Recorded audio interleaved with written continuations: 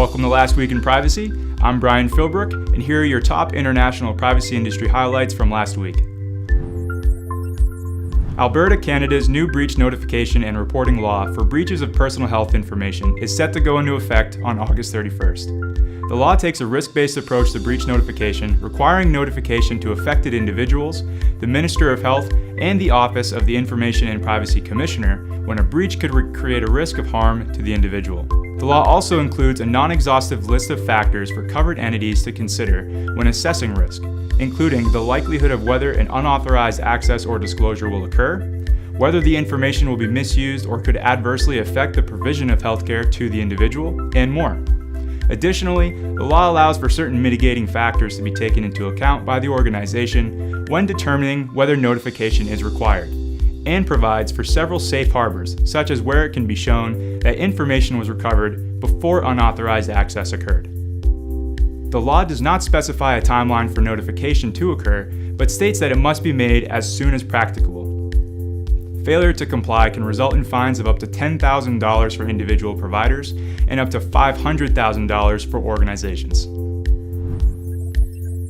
The U.S. Federal Trade Commission has published a notice for public comment on whether it should have more enforcement authority over corporate privacy and data security practices.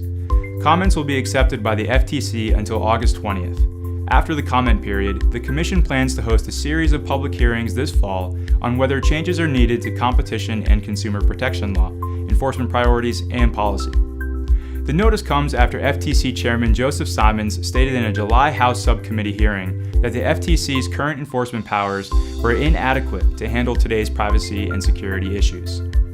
The notice requests the view of a broad spectrum of interested parties ranging from consumers and businesses to lawyers and IT professionals. The U.S. Department of Health and Human Services Office for Civil Rights has published guidance on secure disposal of technology containing sensitive information.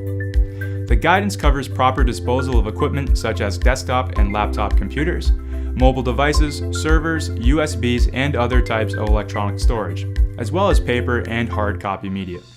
The guidance includes 10 questions for organizations to address when planning the disposal of such devices, including the importance of removing asset tags and corporate identifying marks, ensuring that disposal is handled by certified and trained individuals, as well as the logistics and security controls involved in disposal. And France's Data Protection Authority, the CNIL, has released guidance on consent under the GDPR. The guidelines discuss the importance of determining whether other legal bases for processing are more appropriate for a given activity, rather than systematically relying on consent. Provides examples of the 4 elements of valid consent, breaks down how consent requirements have changed under the GDPR, and clarifies that consents obtained prior to GDPR can still be relied upon if they already meet or are refreshed or supplemented to meet GDPR requirements. That's all for now. Thank you for tuning in to Last Week in Privacy, helping you to prepare for This Week in Privacy. See you next time.